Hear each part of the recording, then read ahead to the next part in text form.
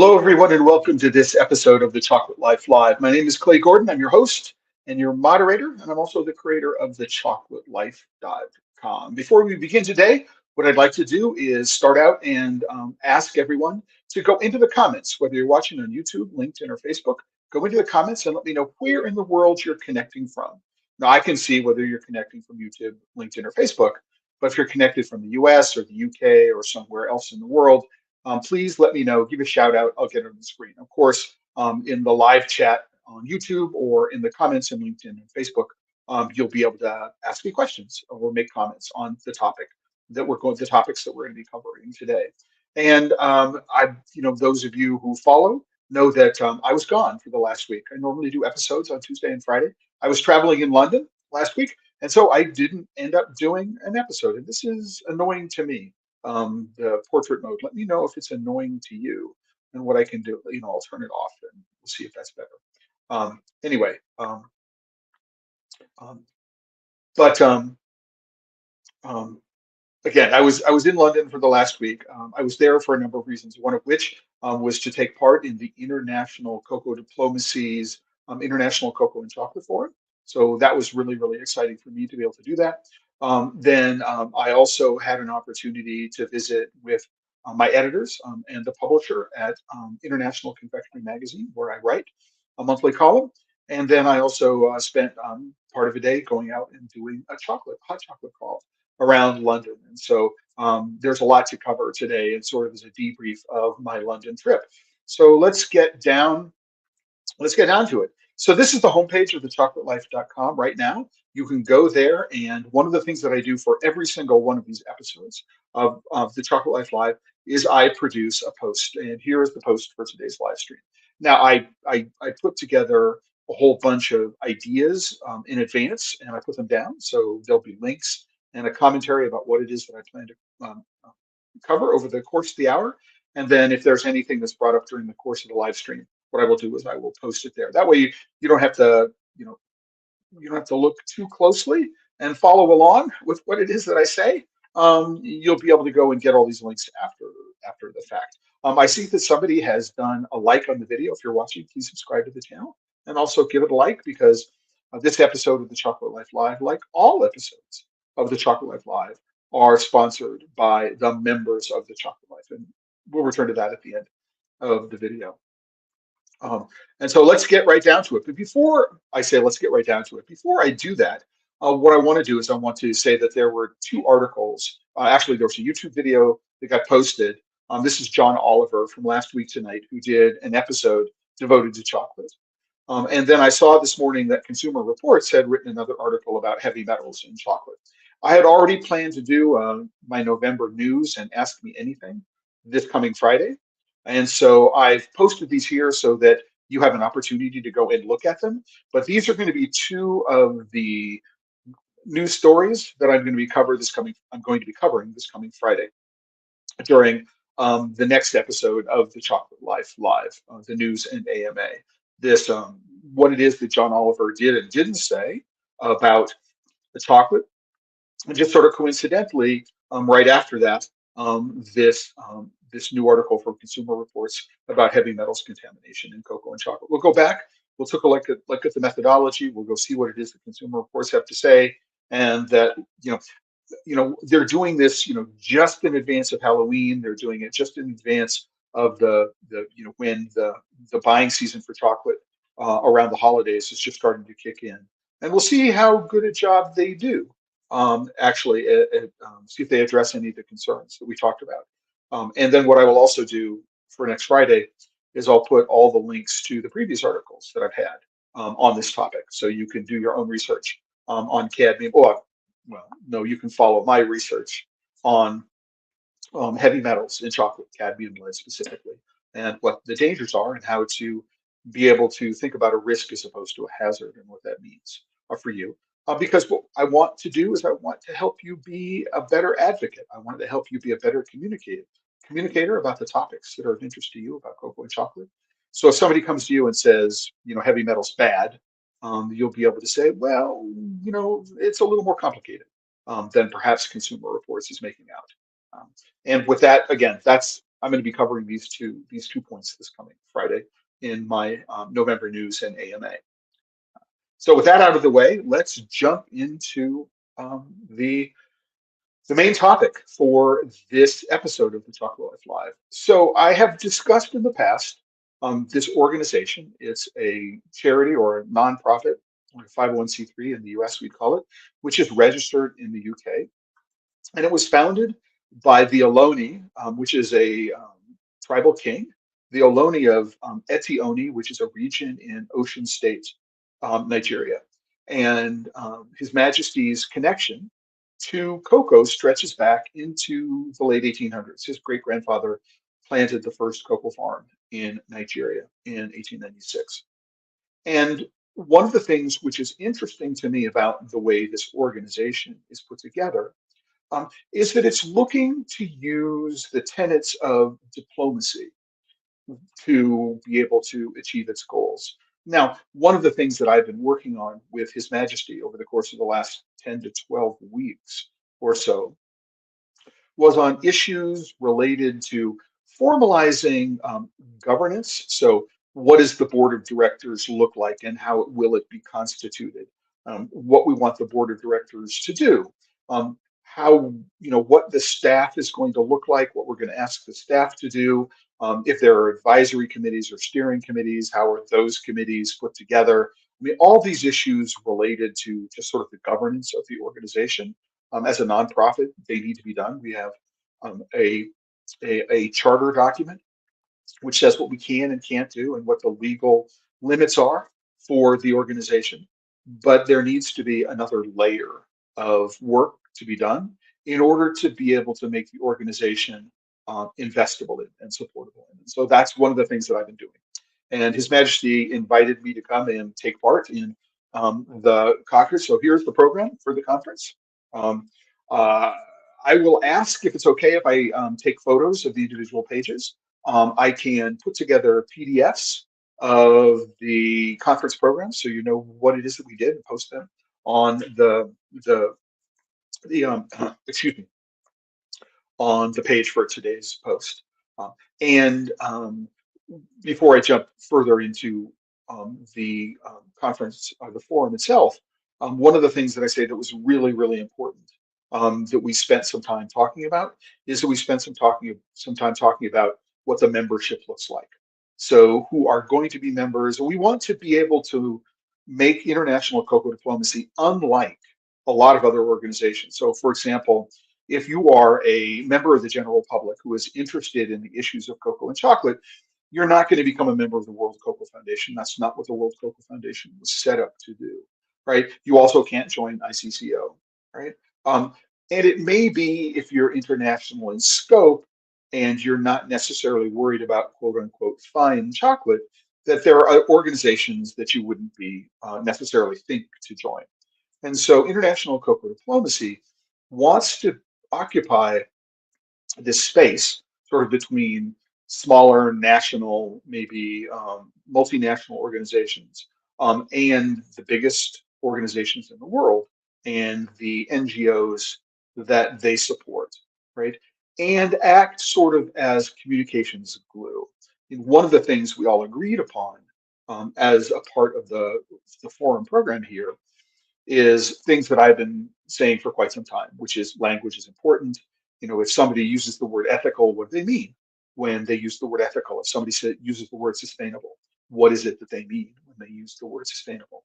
And we want to be able to act as this communicator that we can, to some extent, help people navigate, all of the different ways that organizations talk about cocoa and chocolate around the world. And I'm really, really excited about that because of how important the use of language is to me. So this has been really, really, really, really wonderful aspect of working with His Majesty is that as a leader, he knows that what you can do is you can engage with people who have said, I'm interested in what it is you're doing. And he and I have developed a wonderful working relationship. It's his vision It's, he's the heart and lungs of the organization. Um, but we've been able to agree on many, many things and help move it forward.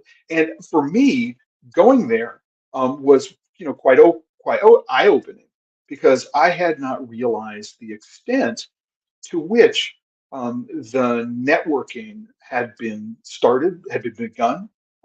They did have the last one of these in 2019 before COVID, so it's been a number of years since they held an in-person International Cocoa and Chocolate Forum. And I learned just before heading off on the plane to London that I was going to be moderating the panels on both days of the conference. So we are in a location called the Royal Overseas League in St. James. It's around the corner from the Ritz Hotel. If people have been in that part of London, it's in the city of Westminster. It's a wonderful club environment, and I want to say thank you to everybody involved at the Royal Overseas League.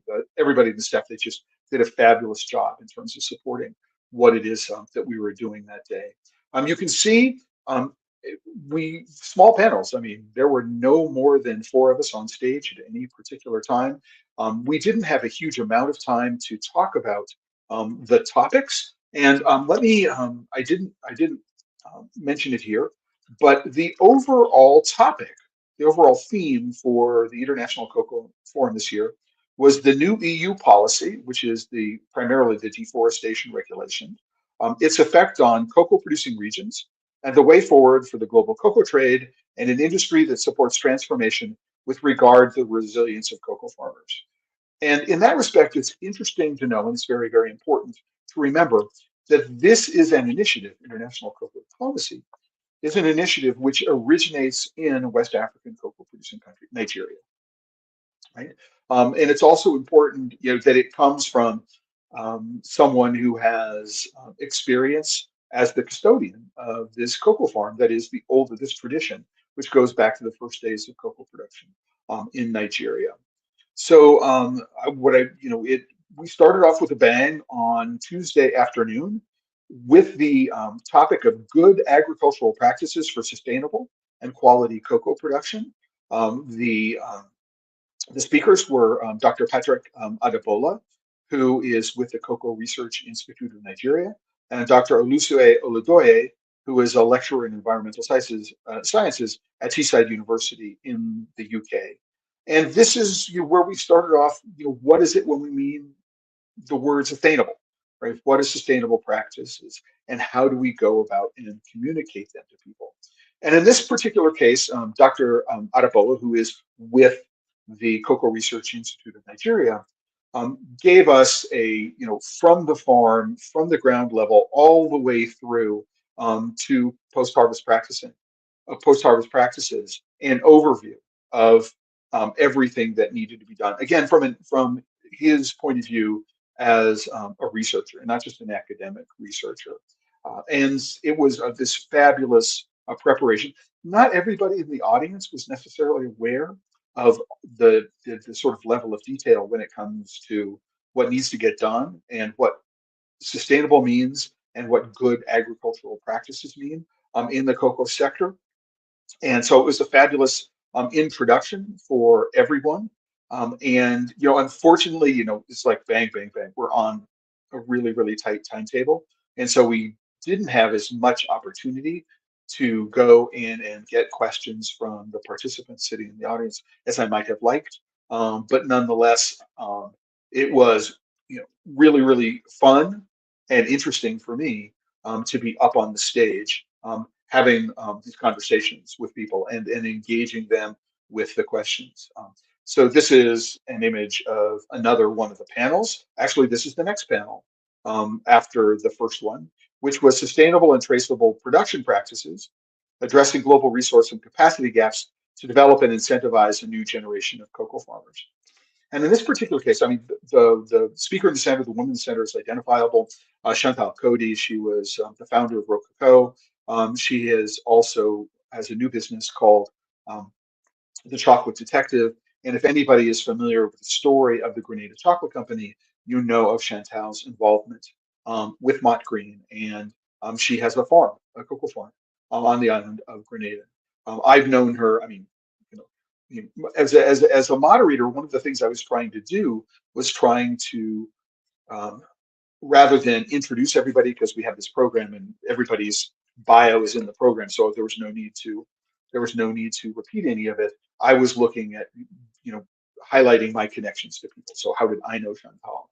And that I was able to use those connections when it came to asking questions. And for me, being able to get up and between and introduce people and say, oh, I know Chantal, and it was for me just a wonderful way to make the connections with people and to bring the people in the audience into the world of the people on stage if they didn't know them. They just, is, reading, reading the bios is impersonal, I think, and everybody has them in their program.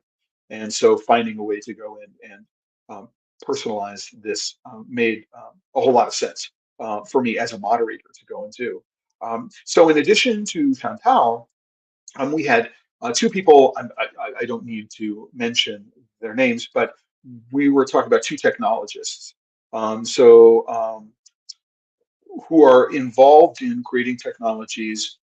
Number one, for sort of traceable supply chains on the one hand, and the gentleman on the right, his name is Jules Lachard, is actually looking at a very, very different way of aggregating producers together so that they can, number one, have more bargaining power, but also so that as an entity, they become more investable, which is a real interesting thing. The whole notion of bankability. So how do you get a cocoa farmer um, who doesn't keep records of his business? So he's not keeping track of how much money is in and how much money is going out on a daily basis.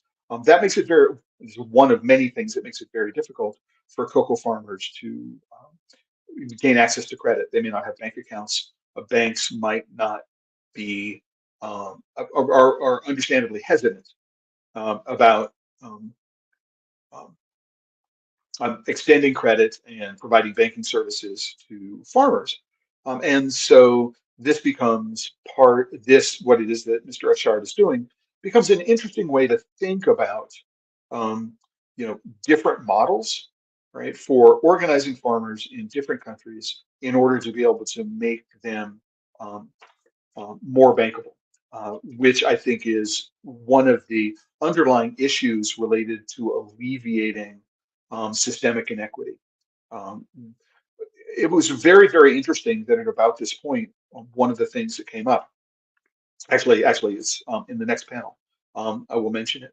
Um, again, I'm sitting here. I'm having a fabulous conversation with these people. Now, I was told that every single one of these panels was recorded, and I am going to be speaking with His Majesty to be able to see if I can get the recordings, and then to be able to either upload them to my YouTube channel, so you'll be able to watch them there, or to be able to upload them and embed them within the post for today's live stream.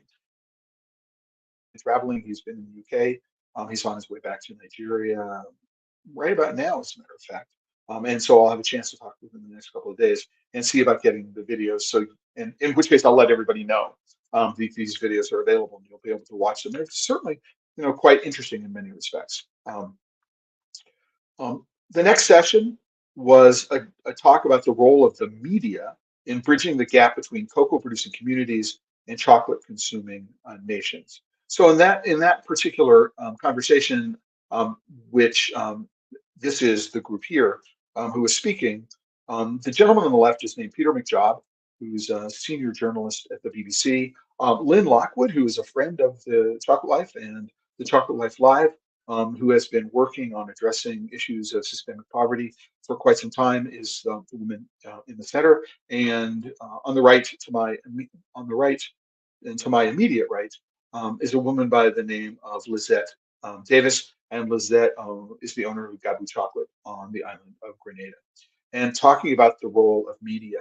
So Peter, as a journalist at the BBC, played a portion of an audio program that the BBC had produced actually on His Majesty. And I'll see if I do have a link to that, and I'll see about putting a link to that. The whole program. I believe it might be more than just audio, but I will see what it is that I can do to get that link on the page so you'll be able to follow it. And one of the things that Peter was talking about being on the BBC desk and being on a business desk that focuses on West Africa is that one of the challenges is the way the current media cycle is put together, and what comes to the front. And for him, this whole story of what His Majesty is doing is about making a positive story, because we hear so much bad news coming out of the cocoa and chocolate sector in West Africa. The average consumer doesn't get on the television or in the radio, doesn't get a whole lot of good news coming out of the sector. And that is very, very important. So storytelling is important. People want to buy into the stories. They want to believe the stories that are told. But the challenge becomes for us in the media, and this is something that I fall prey to as well, is that it's often very difficult to find the kernel of good news in a story, and that to make sure that that becomes the focus of what it is that the reportage is about. We don't want to be apologists for the industry. It's not blah, blah, blah, blah, but, right, or to make excuses for what it is that goes on. And we don't necessarily, and we need to acknowledge that bad things are happening, that everything is not peachy keen fine dandy, wine and roses. I mean, there are serious problems that need to be addressed, but we don't always need to be all doom and gloom about them. And that's one of the things that this panel talked about, was the not only the importance of storytelling, but the way the narrative, the story is crafted in order to be able to get the story across, but to do so in a way that is hopeful at the same time, without disrespecting or not acknowledging the challenges that are faced. And so, for me, what it is that I do with the Chocolate Life and the chocolatelife.com, this topic is one that I'm, really struggle with, or I'm aware of on a daily basis. And it was really, really fun to engage. I mean, I don't think I've known Lynn since the early days of the Chocolate Life on Clubhouse. So that's, I want to say, March of 2021. And this was the first time we've talked in person. Lizette is also somebody they met on the Chocolate Life on Clubhouse. And although I've been to Grenada personally, I was there before Lizette started Gabu Chocolate. And so it was wonderful actually also to see Lizette in person for this first time. I got to say that, this was not a panel on the first day, it was a panel on the second day. So I'm just running through the images to keep what's going on fresh. But the gentleman in the middle, the man immediately to my right, is a gentleman by the name of Robin Dan. And I've known of Robin. I mean, he is the author of a book called The International Cocoa Trade. He's also a book about shipping cocoa. And as far as I'm concerned, if you're involved in making chocolate, these are two books you need to have, right? And so I was able to get a copy of The International Chocolate Trade. It's not an inexpensive book. If you can find one on Amazon, it might be $185, $285. It's a very, it's a very, very small production run. And but if you can find a copy of it, you need to go and buy a copy of this book. If there's one copy you want to know about markets and anything having to do with cocoa and chocolate, Robin's book is the book. And he's currently the chairman of the Federation of Cocoa Commerce, or I'm sorry, the Secretary General of the Federation of Cocoa Commerce. And one of the reasons why there are only two people on the stage at this moment is we had a recorded video presentation by Anthony Fountain, who was at the Voice Network, one of the co-founders of the Voice Network. And this particular topic that we're talking about is specifically about the impact of the EU deforesting regulations. And here we're talking about, what does Anthony Fountain think from the point of view of the Voice Network? What is going to happen? What is going to be the impact right? And furthermore, one of the things that's not being talked about a lot is who is responsible, who is going to be responsible for making sure that cocoa is traceable all the way back to the farm, and these farms are not in deforested lands, or the farms are not being expanded into the forest and are part of the deforestation. And Anthony's proposal is that 15 years from now, we might look back at this and say it's going to be, say it's a good thing, but in the next year or two, it's going to be extremely messy. That it's and unfortunately, it is the farmers who are going to take the brunt of who have to bear the brunt of the work and are going to, in most places, bear the brunt of the costs. Now, the gentleman on the left, Mr. Fuad Abubakar Mohammed, he's chairman of the Ghana Cocoa Marketing Board, COCOBOD's representative in the UK. And one of the things that he said is that over the last couple of years, since the first mention of the impending imposition of the EUDR, that COCOBOD has gone out there and has been started doing mapping all of the cocoa farms in Ghana, and they have about 800,000 farms that are currently mapped. And this is one of the places where a central cocoa marketing authority, like the Ghana, like COCOBOD, can in fact do good, can return value to farmers. That if individual smallholder farmers were required to do this, it would not get done, prohibitively expensive in terms of the amount of time. And there's not entirely certain what the financial impact is going to be. Who's going to the regulations? It's not entirely sure yet how the brunt of fiscal responsibility, how it's going to be distributed. Uh, and so, in a place like Ghana, where you have this centralized authority, it's going to be it's going to be easier. And what they've done is they've taken part of the dollars, which is the differential between the market price and the farm gate price, right? So their COCOBOD takes roughly 30 to 40% differential. That those dollars have been used to fund this. What I would really love to see, and this is a conversation that I will have with Mr. Mohammed and perhaps with other members of COCOBOD, is that to the extent that it's possible, these boundaries are going to be open sourced. Now, we need to be careful about identifying information and how, because we need to worry about the GDPR and other European regulation about, identifiable information and permission to be able to publish that information. But I think there's an enormous amount of value in, I believe, and I think that international cocoa diplomacy believes, that there's an enormous amount of value in having this information available to researchers. And so I'm hoping that international cocoa diplomacy will get a copy of this database, to the extent that there are other databases which are going to have to be constructed at the federal government level in every cocoa producing country in the world. It's going to be necessary. It's not going to work for individual companies to do this. I think there's going to have to be federal government compliance issues which are raised. Um, and everything should be in the same format.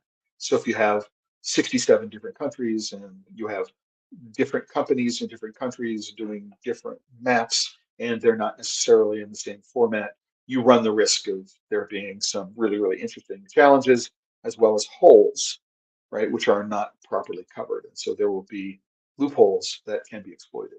Um, but it will be interesting to see how this works over the course of the next several years. I did get a chance to speak with Robin, ask a question of Robin, and I met him for the first time in 2012 at an Academy of Chocolate dinner. They had a dinner, and then they had a meeting at the Royal Automobile Club, which is around the corner from where we had this meeting. And one of the things I asked Robin very, very specifically, if the Federation of Cocoa Commerce, and it turns out that the most of the cocoa that is shipped out of West Africa ships under contract terms, which are in a Federation of Cocoa Commerce contract. And so I asked Robin specifically what the position of the FCC was on enforcing compliance with the EUDR, what the FCC's position on this. And he says that it's not their position. that they're not going to be the gatekeepers, or at least Robin believes that it's not the FCC's position to gatekeep on this. They're not going to be the ones who are held responsible, that the individual people who are importing, right, are going to be the ones who are going to be ultimately responsible for ensuring that the cocoa that they are importing um, is is traceable and meets the needs of the EUDR. Why that's important is that, I mean, there are hundreds of thousands of smallholder farms, and if you're just in Ghana, right, and if what you're doing is you're putting together, let's say, 5 containers or 10 containers of cocoa, you literally could have a situation where you have 5,000 or 6,000 or 7,000 or more individual records, right, in terms of who is supplying the cocoa in your containers, that you need to be able to trace.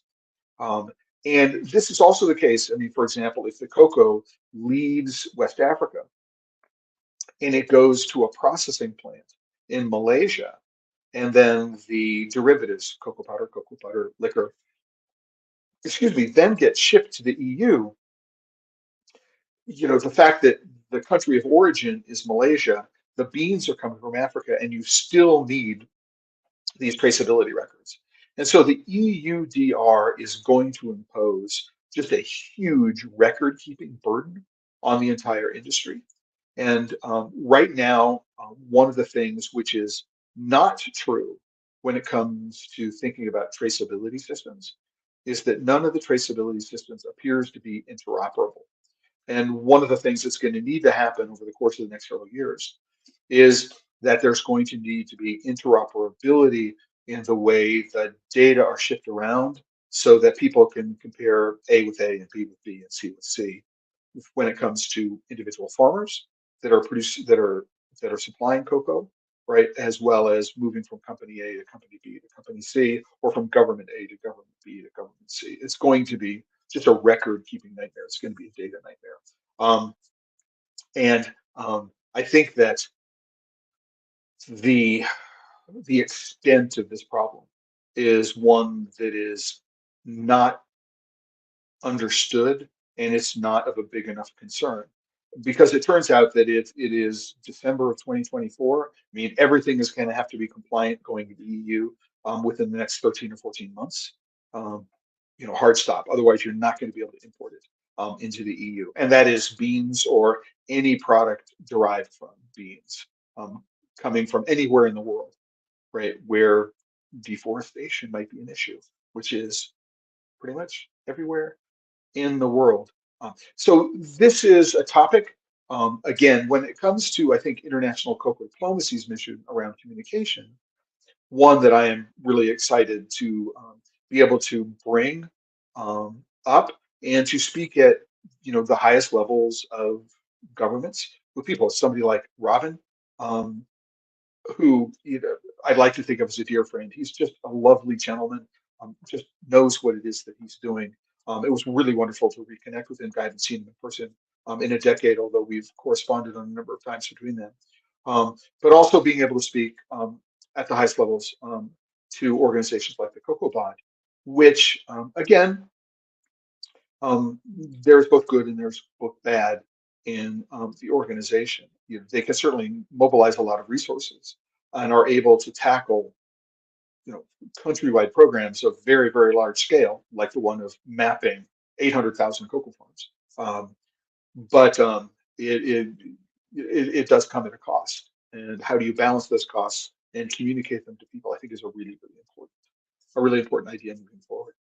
Um, so we're almost at the end of the first day's program. What I want to do is, and we're halfway through today's episode of the Chocolate Life Live. We're talking about international cocoa diplomacy, the International Cocoa and Chocolate Forum, which took place in London last week. I was there. As you can see, that's me on the right in the photo. And I want to say thank you for everybody who's here. If you're watching, put a comment into either the live chat on YouTube or the comments on LinkedIn and Facebook. Let me know where in the world you're connecting from. If you have a question, you have a comment, put it in there and I'll get it up on the screen and I will share it with everyone as well. Right. So we ended up the first day, which is Tuesday, Tuesday, and the final panel was social issues in producing regions, identifying contributing factors to human trafficking, child and forced labor, and addressing those issues. And one of the great pleasures of being involved in this is meeting people who are not only incredibly passionate, but have really, really good command of their subject.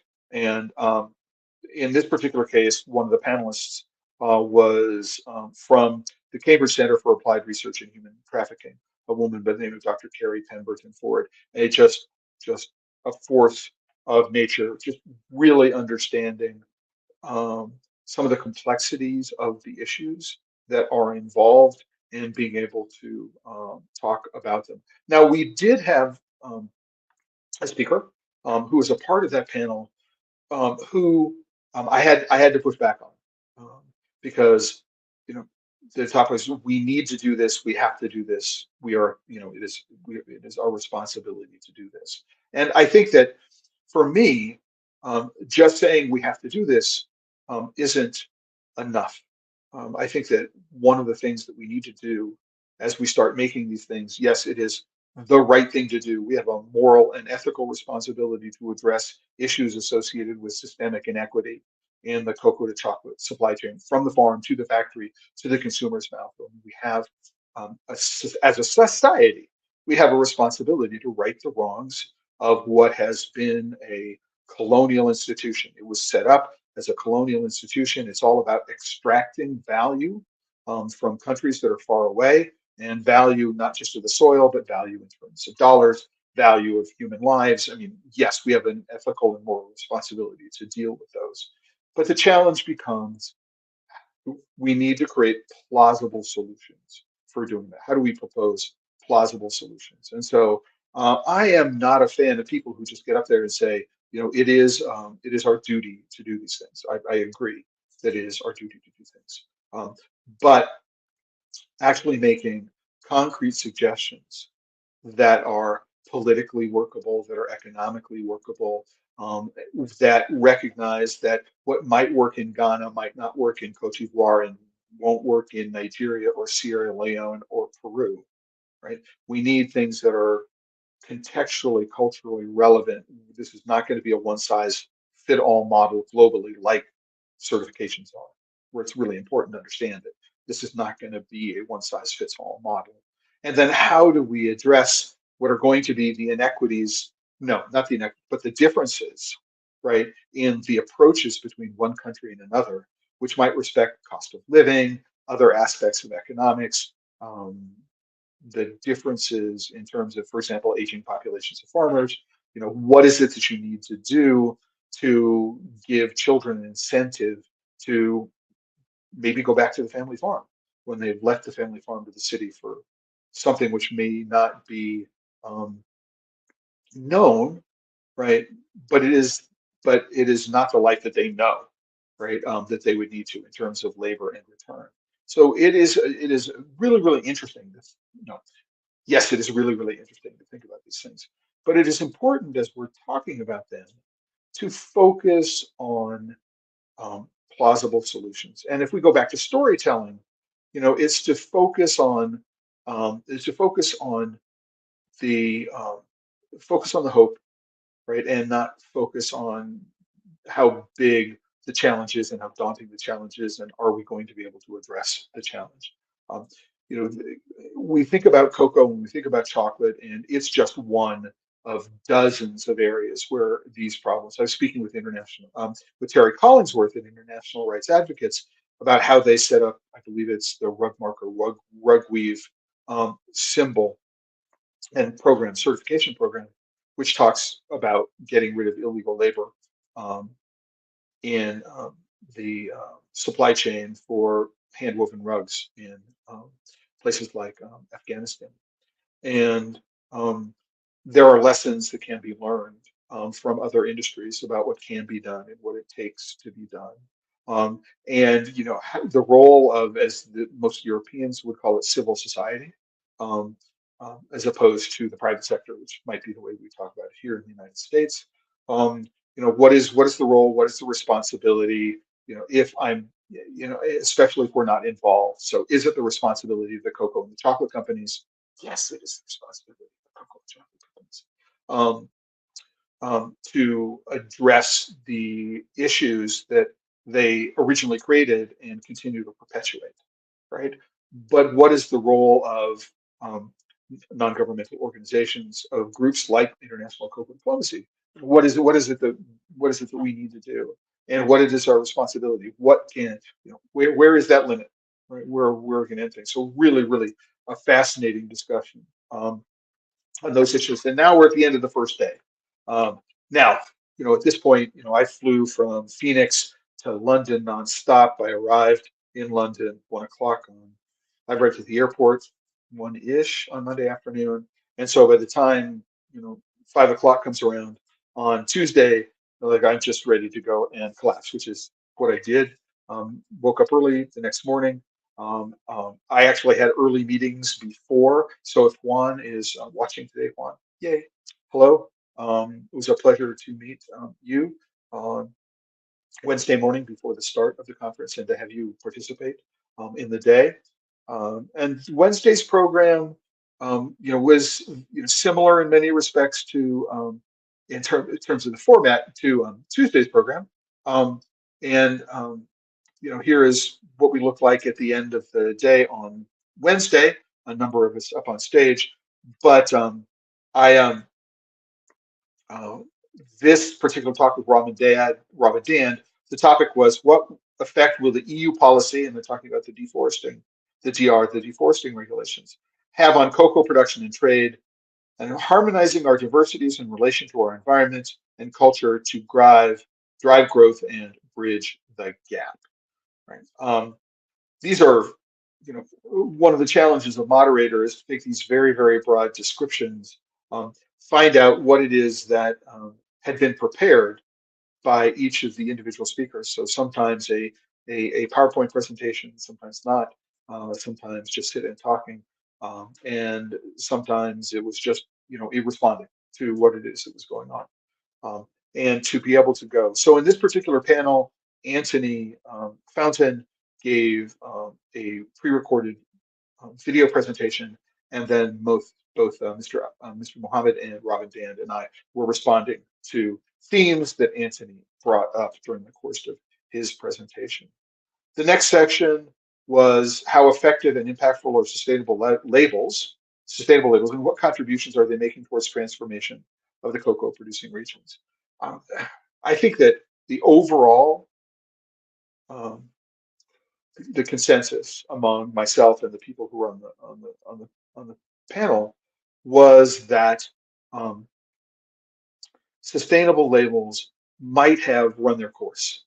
That things like Rainforest Alliance, things like fair trade, have had a utility to get to this point, right? But because they haven't proved to be completely effective. They haven't really addressed the issues that they were set up to address.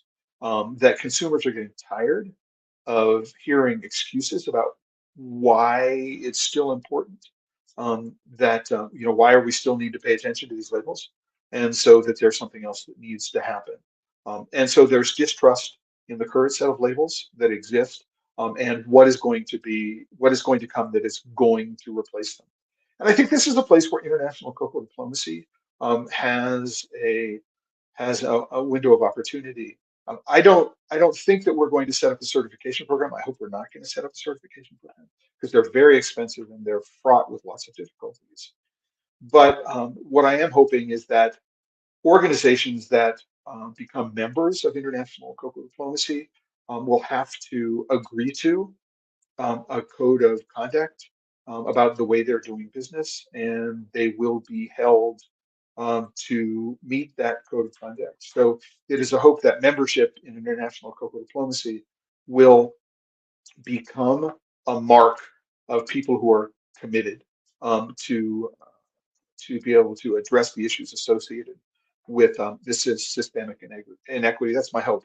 And we're also working very hard. We want to make sure that we can include every single, I'm going to use link because we use supply chain, but we need to make sure that farmers have a way to become a member of this international cocoa diplomacy project in a way that is affordable to them. If I'm a cocoa farmer who is unbanked, right, in miles and miles and miles from the nearest city in Nigeria, how do I go online and pay for a membership?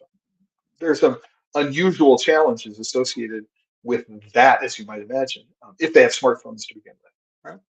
Um, but also, we want to make sure that the individual chocolate fan, whether they consider themselves to be a professional, right? So somebody, for example, who has not making a living in chocolate, but they might have done um, levels, at least levels 1 or 2 in the International Institute of Cocoa and Chocolate Tasting, um, that tasting methodology, working towards being a certified taster, that people at that level or just general consumers how does ICD enable them with information and other tools to become more effective advocates, to become diplomats for whatever it is that interests them?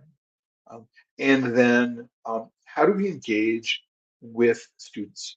Because we all believe that working with students on campus as a part of their academic as well as recreational pursuits, um, are going to become an enormously important group, a constituency that international cocoa diplomacy can work with. Now, we are really, really, I am really, really looking forward to how we go about doing this, and that international cocoa diplomacy will be announcing formal participation in academic research projects where ICD can provide services that, for example, a university research program might not have. And that we are planning as a group to go and engage with not just the agricultural research departments at these universities, but to work in economics and mathematics and political science and compute, as I said, computer science, artificial intelligence. We want to engage with many other areas of the academic research community because, as I have said, monocultures of ideas are just as bad as monocropping. And we may find that insights from other parts of the academic spectrum may help us do what it is that we want to do. So, I mean, it was, so we're talking, the final session of the second day is about achieving value addition in cocoa producing regions, a myth or a reality. What I want to say to this, and then I want to finish with the hot chocolate crawl. Um, it's interesting that if I work within a government system, so for example, the position of Mr. Abu Bakr Mohammed here is that it's really important that all of the value add happen in the cocoa producing country, that the cocoa not leave, that the beans not leave the country, but derivative products leave the country, or finished products leave the country. The challenge with that, in my mind, right, is that there's no guarantee that any of the added value will trickle down to the farmer. And when I think about the way the government of Ghana approached the government of Switzerland, and they were talking about investing in cocoa production in Ghana, there was no discussion about how the farmers would benefit. And I think that that's a missing aspect of all of these discussions. Now, while we may not really approve 100% of the model that is the one between the cooperative co-op cocoa and Divine Chocolate, right? You know, co-op cocoa sells the beans to Divine, and the Divine gives 20% of profits back. It's the 20% that people might not approve of. But this represents a model, right, where a group of farmers can get together, sell their chocolate, sell their cocoa beans to someone, and actually participate in the upstream added value at the retail end of what's going on. And this is something that Askinosie has done since the very beginning, is that they buy their cocoa beans at above the fair trade price. And then what they will do is they write a check for 10% of the profits for whatever it is that they make from the chocolate they sell that is made from these beans. And so I think that there are a bunch of different models. And again, the challenge here is that there is this focus on adding value, right? in a very, very narrow context within producing countries. And I think that it is going to require a lot more flexibility in order to be able to determine which set of models work and which set of models don't going forward. This is actually Her Majesty the Queen on the right. This is the Oloni's wife, Angelique Monet. I'm going to get the last name, Cureje, maybe the wrong pronunciation of it. But this is a chocolate maker showing product. This bar, finished chocolate made in Ghana. And one of the challenges you get in a country like Ghana is there is no internal appreciation of chocolate the same way there is. There's, for example, in Colombia, they drink hot chocolate every day. In other parts of the world, they drink hot chocolate every day. It's a part of the culture. But in Ghana, I mean, you can think about exploitation, and they get burned once because they're selling an agricultural product at a low price.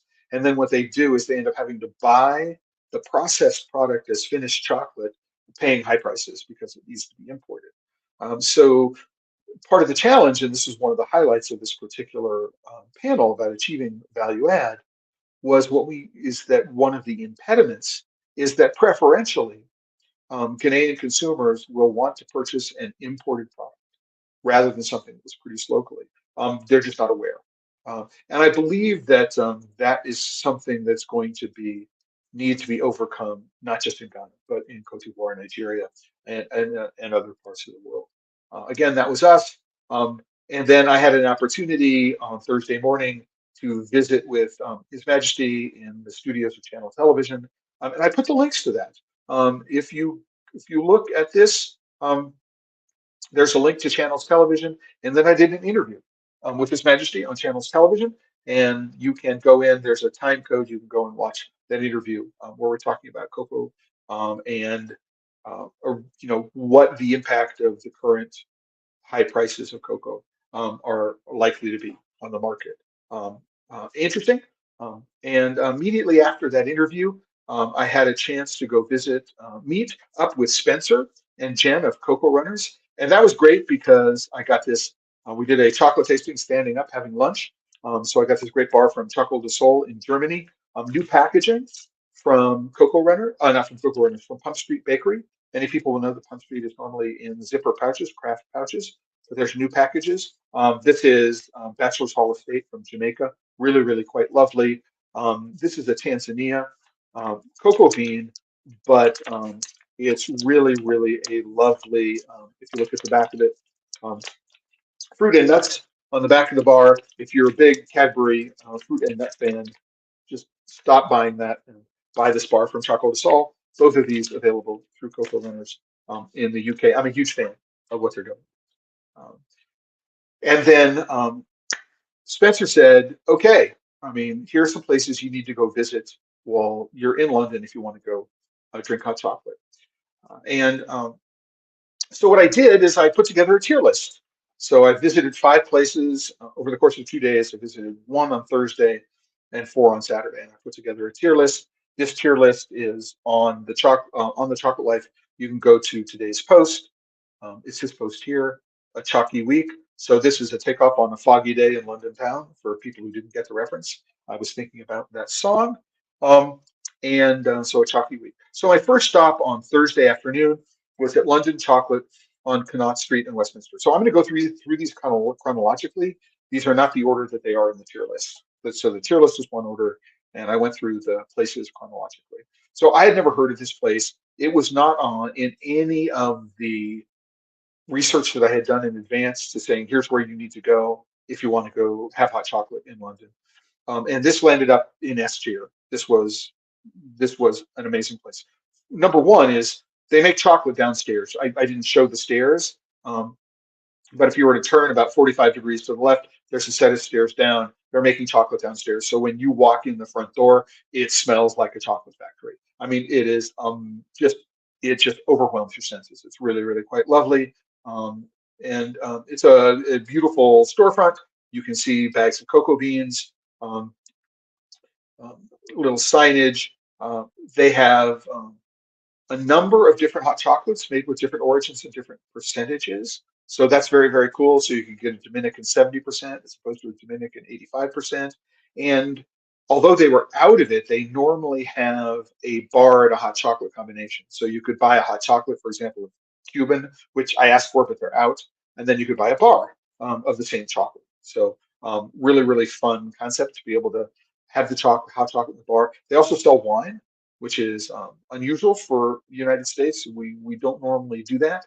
They do sell coffee drinks as well, but that's it in terms of their offerings. But it is, you walk in and it is an assault on the senses in a good way in terms of what they're in terms of just the overall sensation.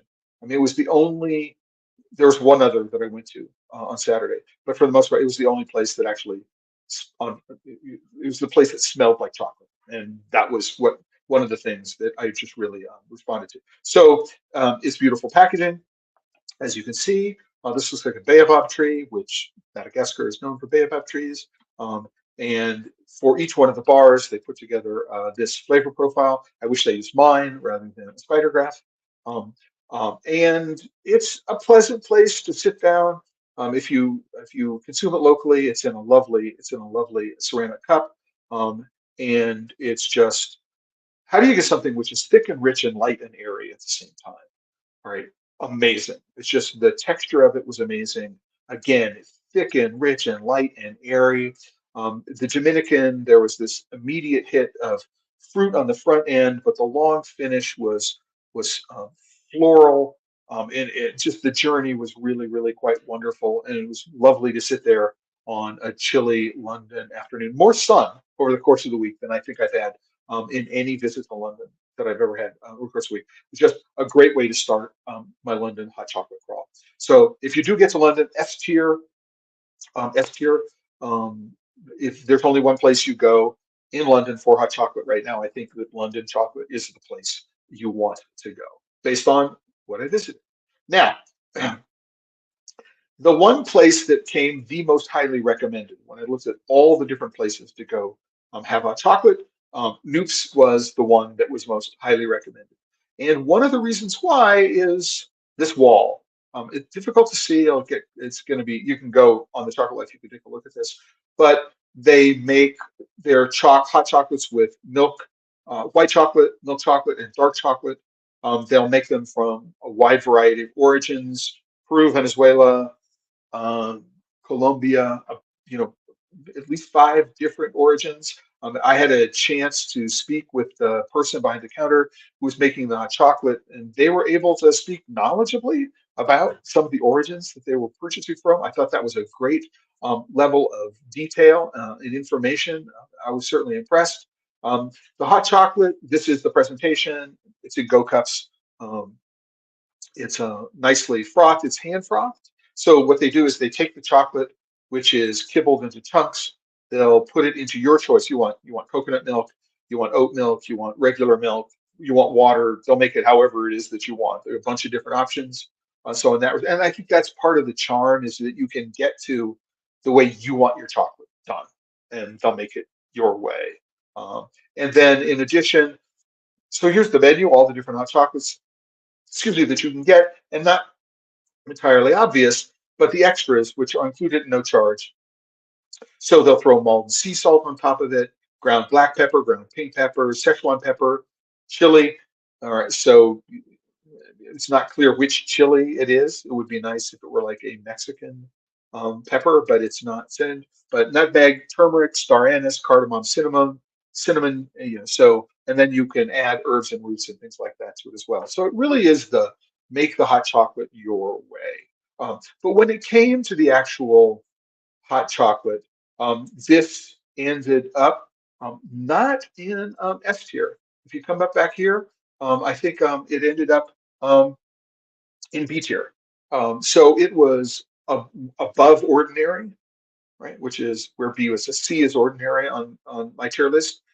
So it's above ordinary, um, but it is it is doesn't possess the characteristics of what I think of a truly superior hot chocolate. Now, that may be as I was only there once and I only had a chance to drink one. I did a 60% dark, So I tried to stay sort of mid-range classic, where I think hot chocolate is for the most part. So I did the 70% Dominican at London chocolate, not the 85. So I started to stay there in the middle, just I'm trying to compare as much apples to apples as, or hot chocolate to hot chocolate as I possibly could. Um, but I think that if I visited more than once and I had an opportunity to dial in on a different chocolate, perhaps, and to think about the things I might add to it to enhance it, that I think that that whole experience is one that there needs to be more of. If I think about, so I have to divorce the experience or the potential experience from the hot chocolate itself.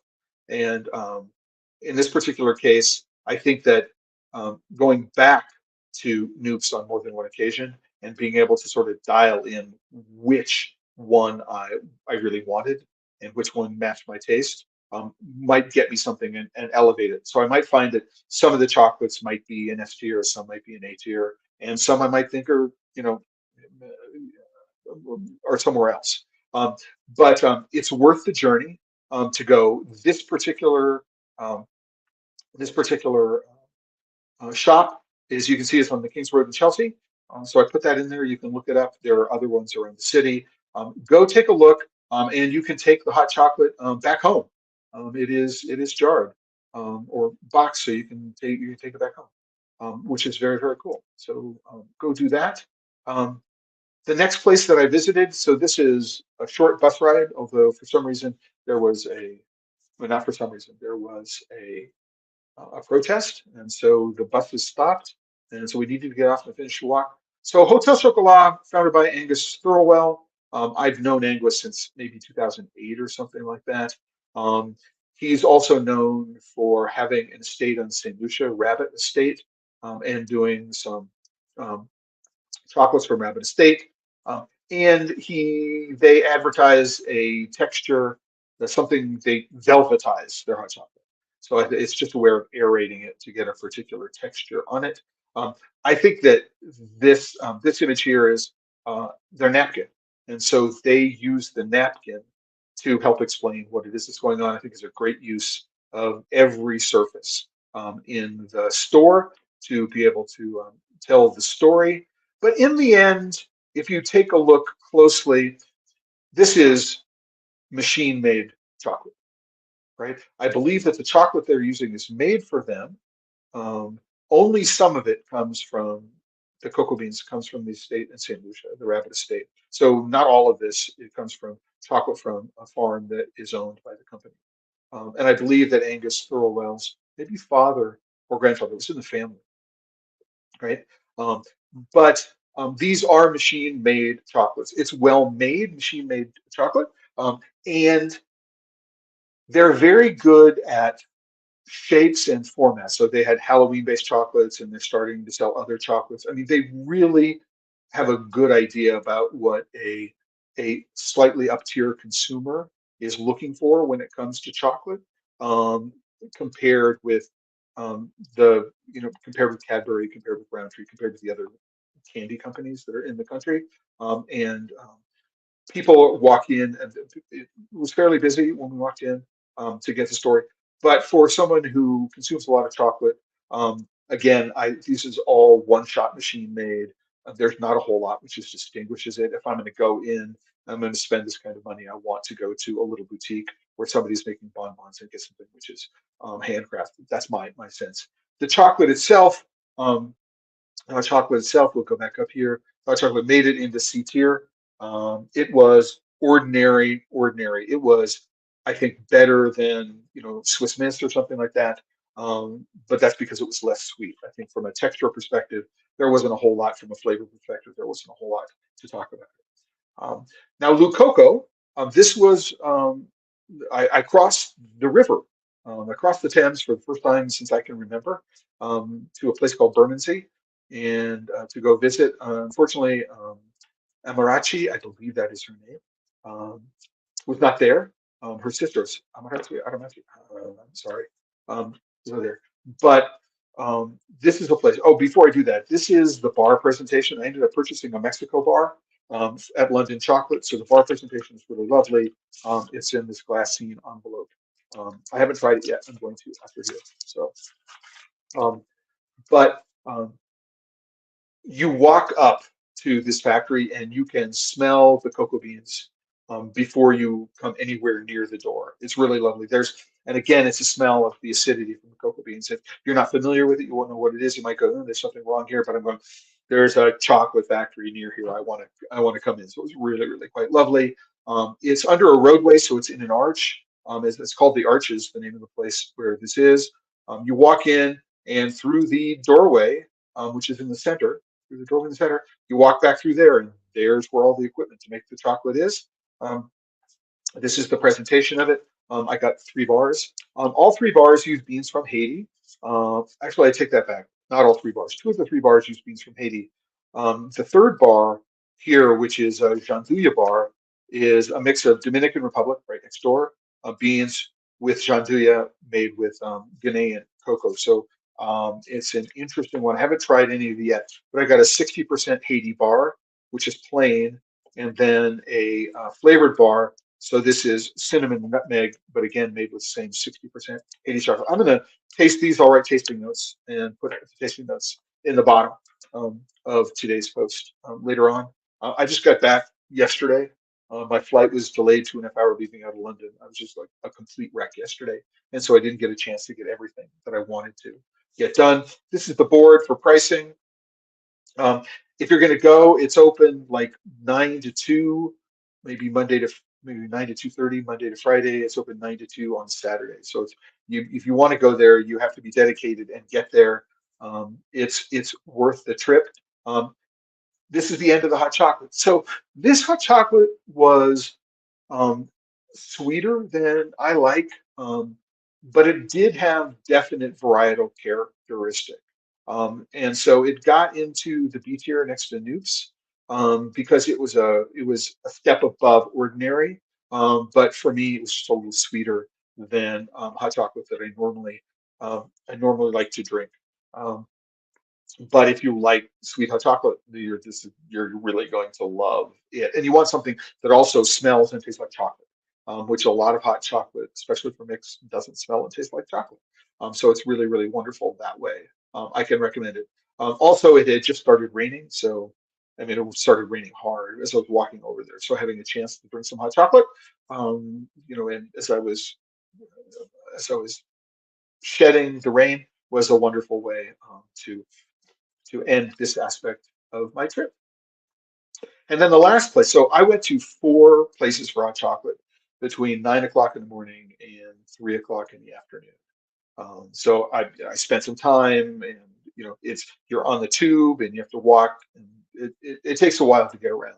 And so I had wanted to go to a place called Dark Sugars, but it turned out to be just a little too far away. And at the end of 4 hot chocolates, it just seemed like a bridge too far to go and do that.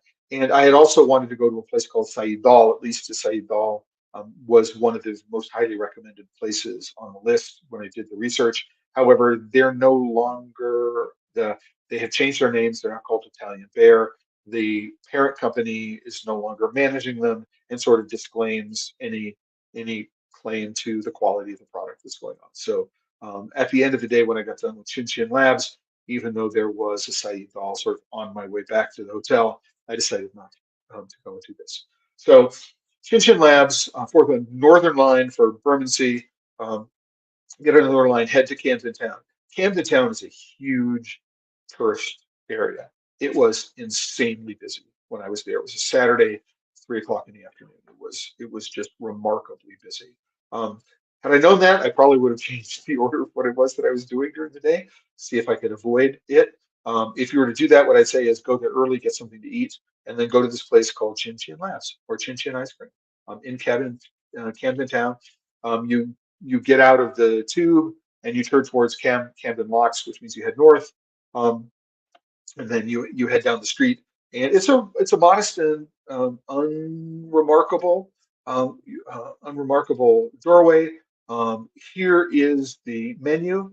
You can see that in addition to hot chocolates, they've got ice creams. They've got this fabulous Dacquoise cookie sandwich. I didn't try it, but the people who were sitting at my table had one, and it just looked remarkable. There are You can get hot chocolate two ways here, with and without the marshmallow fluff. Oh, one of the few places that was decked out for Halloween that I saw. So they were. This was about as Halloweeny and over the top as any place that I was the entire time that I was in London. There's more Halloween in Paris, which is remarkable to me, than there is in London.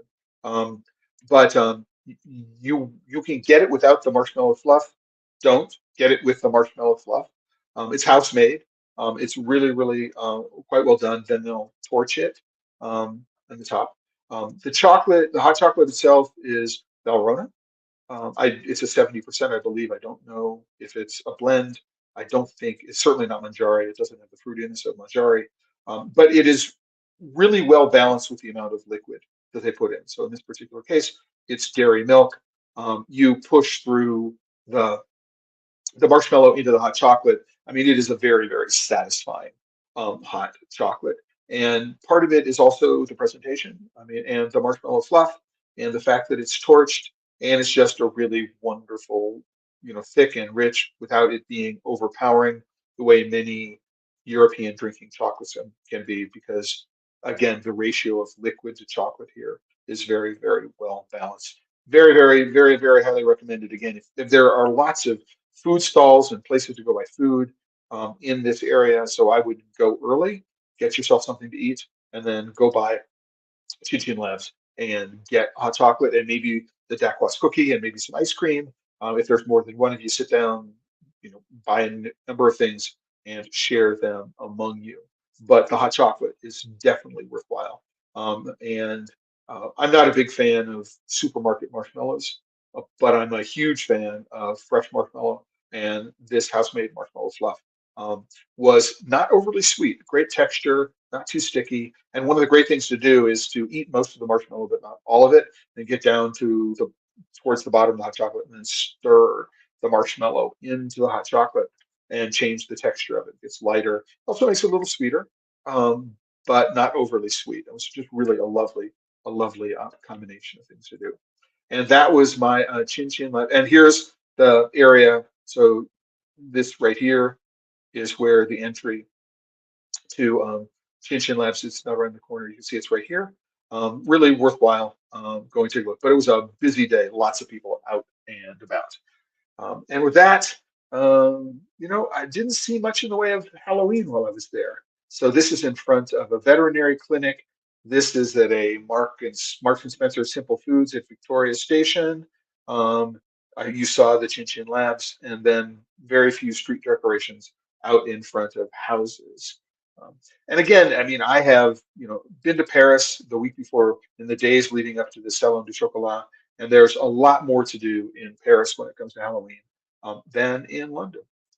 And with that we've come to the end. We're over time. I want to thank everybody for who's spent the time here from the beginning to the end watching the Chocolate Life Live. This episode, my trip to London for the International Cocoa Diplomacy International Cocoa and Chocolate Forum last week, and a hot chocolate crawl.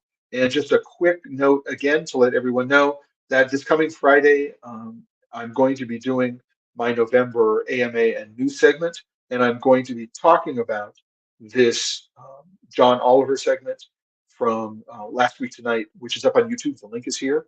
And then I'm also going to be talking about this new report from Consumer Reports having to do with heavy metals. You are probably going to get, if you're in the chocolate business, you are probably going to start getting a whole lot more inquiries from your customers because of this Consumer Reports article.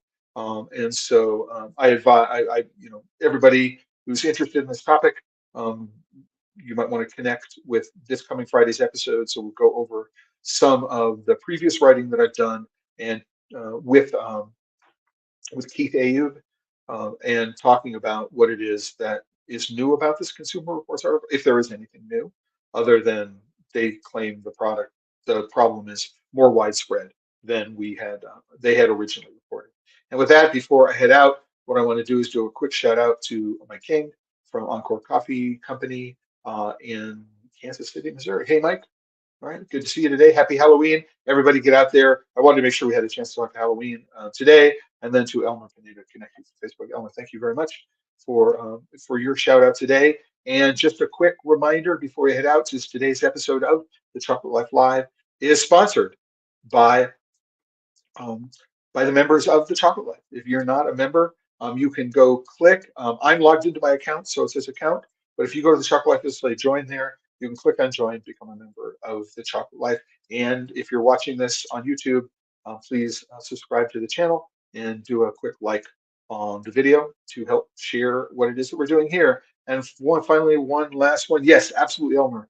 All right, from Yohoa Chocolate in Honduras. It's great to have you join us today. And with that, everyone, I want to say thank you very much. And until the next time, remember, right, there are a lot of things that we need to get right in the worlds of cocoa and chocolate. There are some real challenges that we face. Heavy metals may be one of them. Certain kinds of systemic inequity are other ones.